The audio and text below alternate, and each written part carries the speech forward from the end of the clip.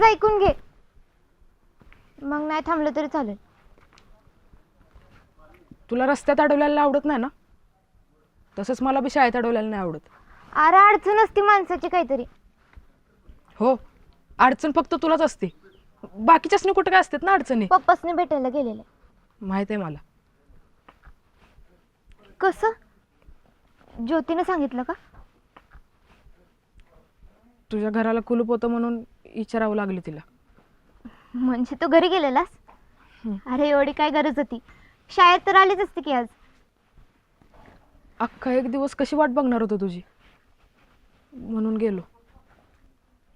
खरं तर जावं लागलं असं वाटलं नव्हतं. अरे सांगितलं की पप्पांनी अचानक बोलवलं, तरी मी आयला म्हणत होते मला शाळेत जावंच लागेल, तू एकटीच जा. पण पप्पासने नाही होत भेटण्यासारखं. हो, मी तर काय रोजच भेटतो ना. अरे आता तरी कर की माफ. केलं. काल वाईट वाटलेलं, सकाळी राग पण आलता, पण जसं तुला बघितलं कधी राग निघून गेला काय कळलंच नाही. पण तूच बघ की, मी तुला किती सहज माफ केलं ना.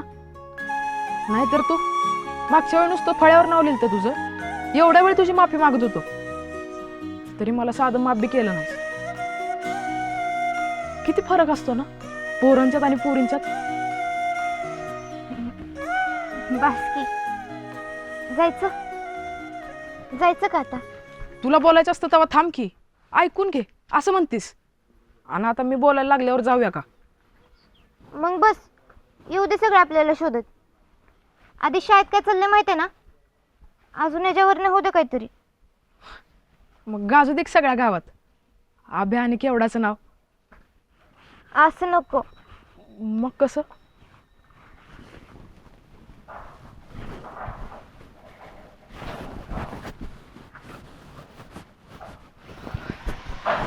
असं.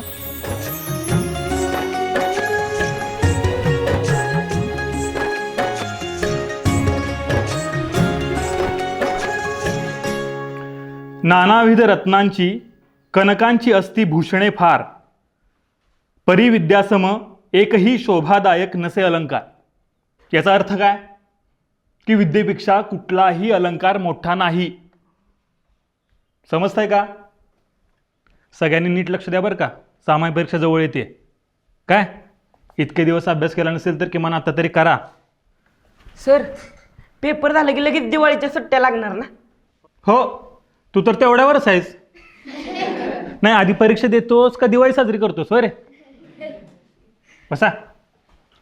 सुट्ट्या लागणारच आहेत, पण कुठलीही आनंदाची गोष्ट मिळवायसाठी परीक्षाही द्यावीच लागते.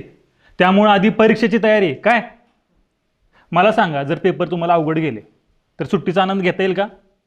येईल का? मी तर रोज पेपरला गट्ट्या खेळून येतो. सर तुम्हीच म्हणता ना, आनंद शोधला तो कशात बी गावतो. मधुकर, माझ्या प्रत्येक गोष्टीवर तू तुझं मत मांडलंच पाहिजेस असं काय हट्ट आहे का माझा? एखाद्या वेळी शांत सुद्धा बसू शकतोस की? हा, बरं, कुठं होतो आपण? चला पुढे. अभ्यास नीट करा, सामान्य परीक्षेत कुणालाही कमी मार्क नकोय. काय? चला.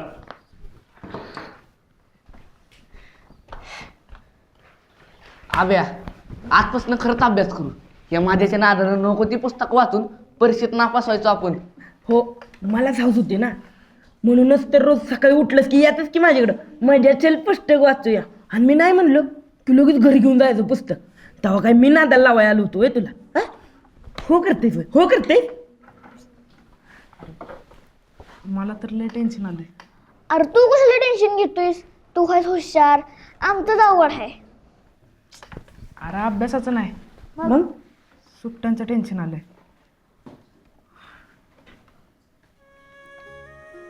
एक दिवस बी तिला न बघता जात नाही, आणि आता एवढी दिवाळीची सुट्टी कशी काढायची? असं कर की, तू इथंच करत नाही, रोज घरनं डबा कपडे आणून देत जाईल की. सकाळी उठले की मुतारीत आंघोळ करायची आणि रोज सकाळ संध्याकाळी तिच्या बेंचकडे बघत राहायचं. हा, चालतंय की.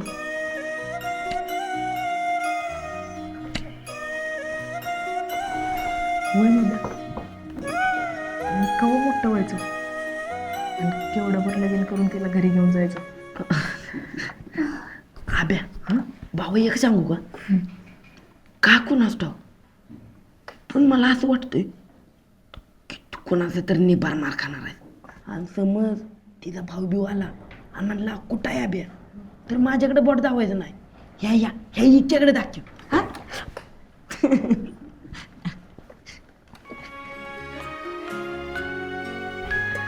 तर नाही ती लागणार तर अजून टाइम आहे बास की.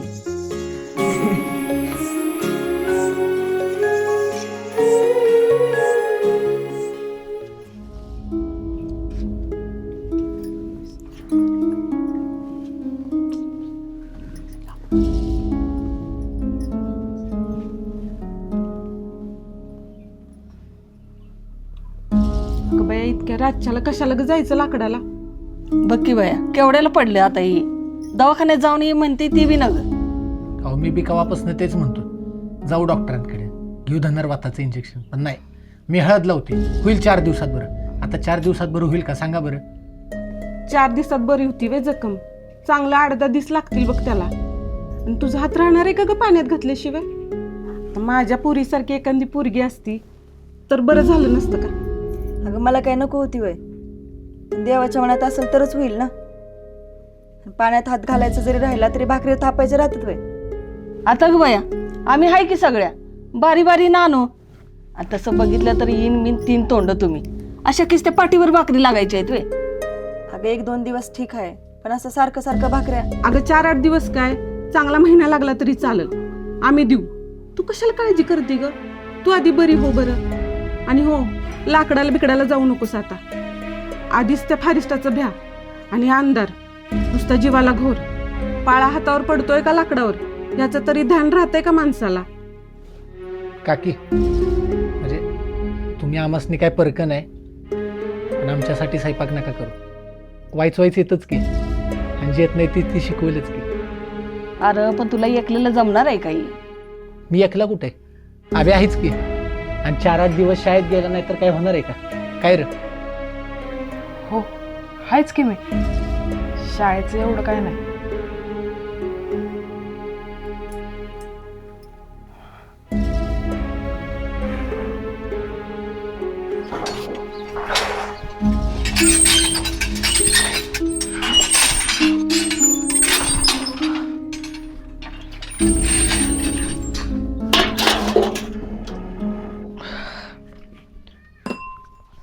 बरं झालं ताजं पाणी आणलंस.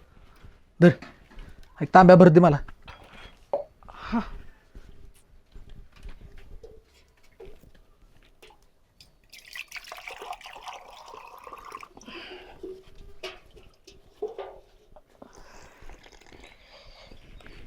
अरे बसतोयस काय माकडा भात धुवून ठेव पळ.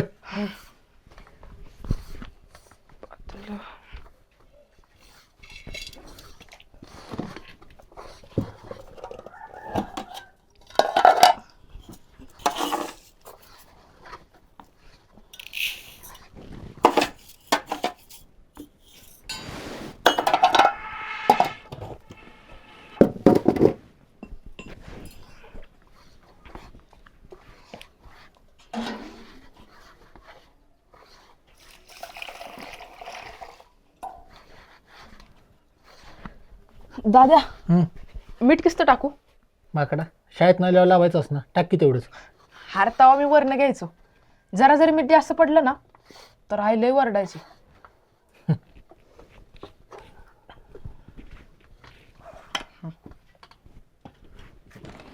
मीच टाकतो तुला काय जमायचं नाही माकडा.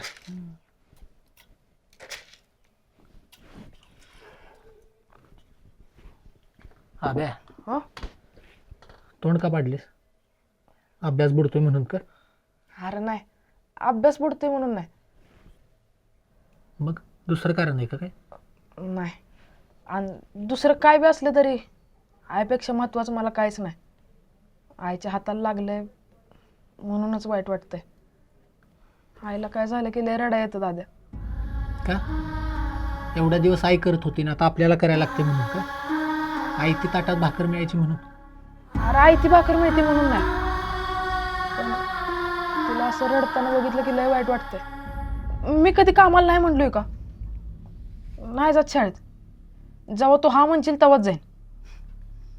माकडा, नको शाळा पडूस, जा शाळेत, कळलं का? असं तसं परीक्षा बी जवळ आली आहे. बाकीचं बघतोय की मी घरातलं सगळं. नक्की अभ्या दुसरं कारण नाही येणार काय? अरे नाही, पण काय माहित, मला सारखं शांत बस वाटतंय. दाद्या, एवढं काम केलं तर माझं अंग दुखायला लागलं. आई एकटी कसं करत असेल रे सगळं? अरे तिच्याकडे दुसरा पर्याय काय?